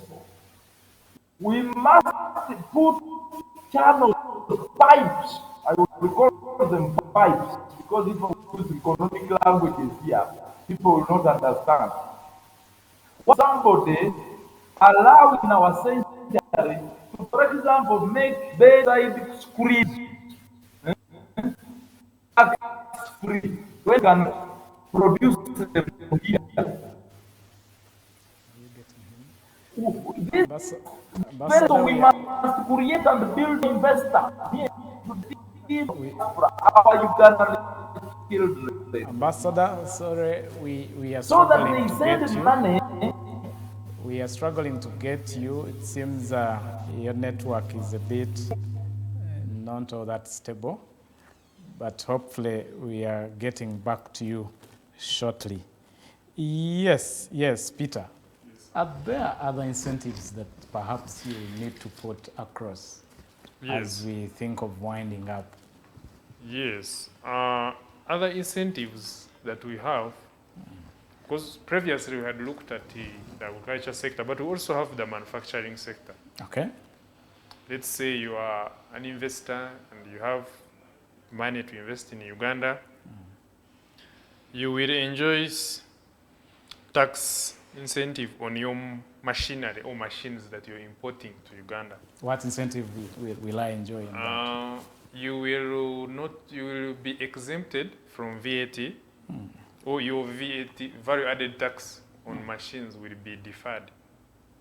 You will not pay value added tax on the machinery that you're bringing in. Then on the raw materials that you're bringing in. So you said that machinery should be machinery that has never been used here? Is that? Yes, new machinery. Then on the raw materials that you use, let's say those that you import from outside countries, you will enjoy the duty emission. You will import at lower import duty or zero, depending on the item that you're bringing in.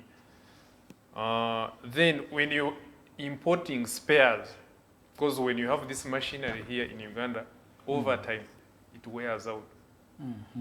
So you will be given an exemption of not paying any tax on your spares. Okay. So long as you can prove to us that these are replacement spares on my machinery.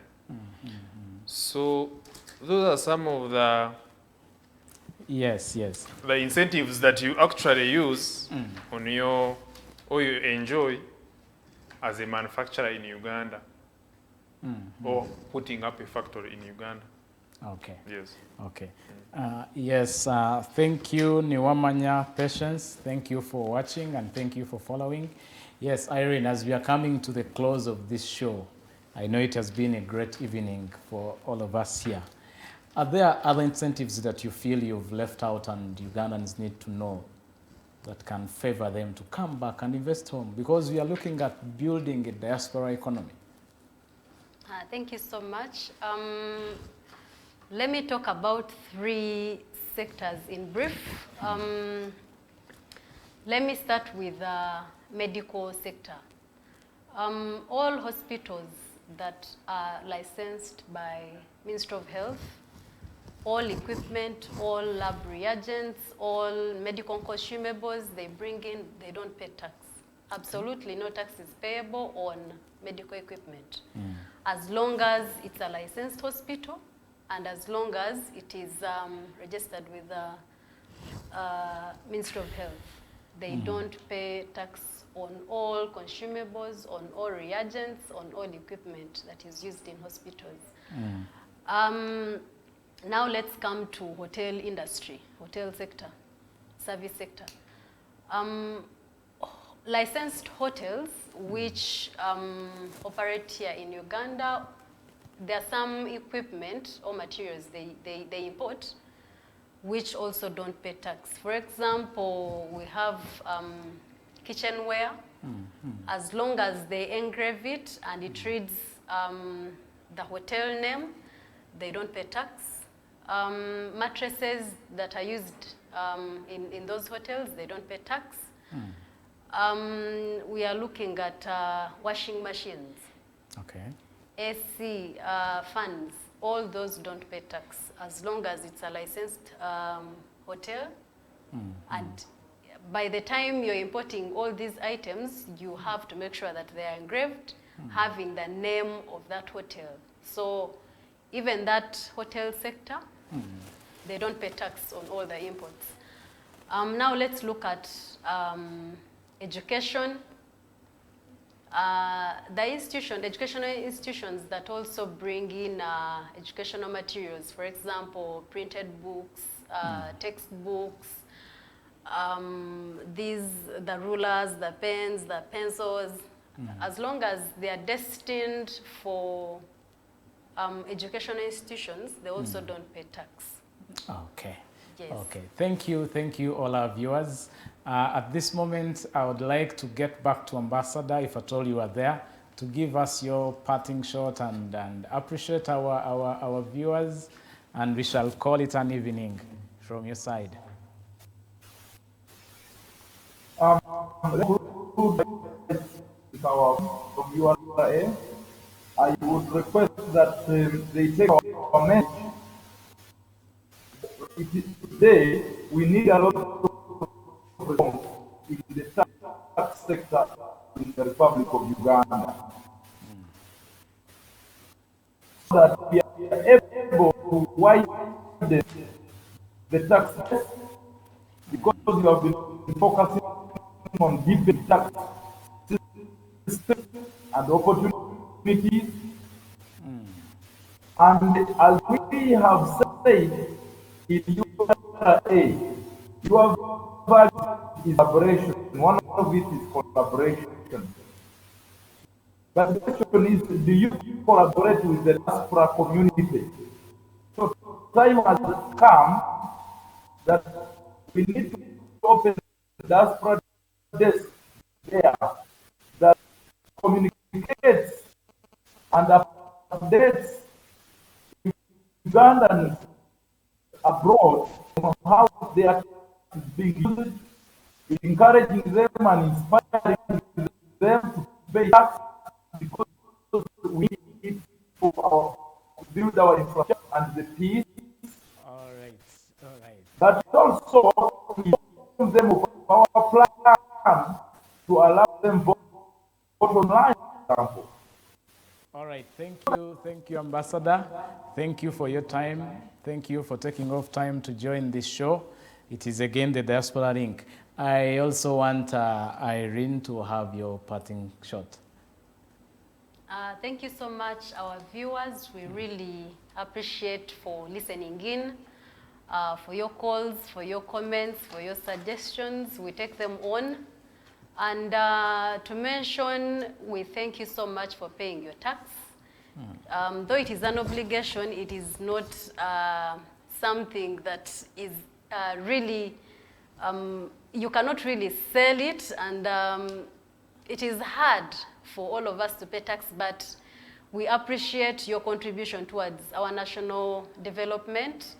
And we still commit that we shall try as much as possible to give you a service that you really deserve, because we all deserve a better Uganda and a better economy. So we thank you so much for listening to us as we develop Uganda together. Thank you so much. Okay, thank you, Peter. Thank you very much, our moderator, for hosting us.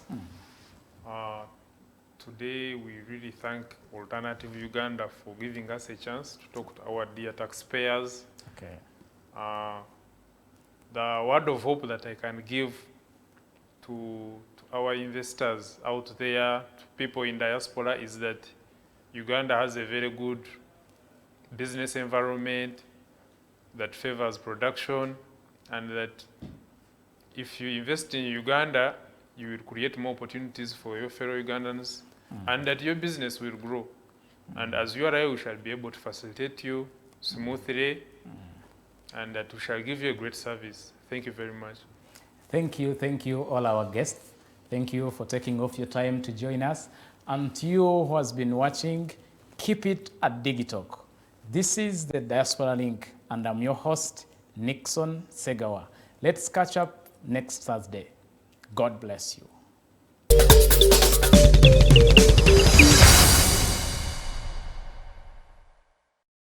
Nze omubejja luwedde Lilian mbaniriza maka gaffe amajja era nga wano tugenda okuba nga tukolera programu yaffe emanyiddwa nga The Voltage. The Voltage gaba masannyalaze gennyini era nga twogera ku bintu ebyenjawulo omwo nno mwe muli ebigenda mu maaso mu ggwanga, ensonga z'ebyobufuzi n'obukulembeze bw'eggwanga Uganda, twogera ku nsonga ez'abavubuka, eddembe ly'obuntu awamu n'ebyenkulaakulana. Togisubwa buli lunaku olwokutaano eba ssaawa emu ey'akawungeezi paka ssaawa 3 ez'ekiro.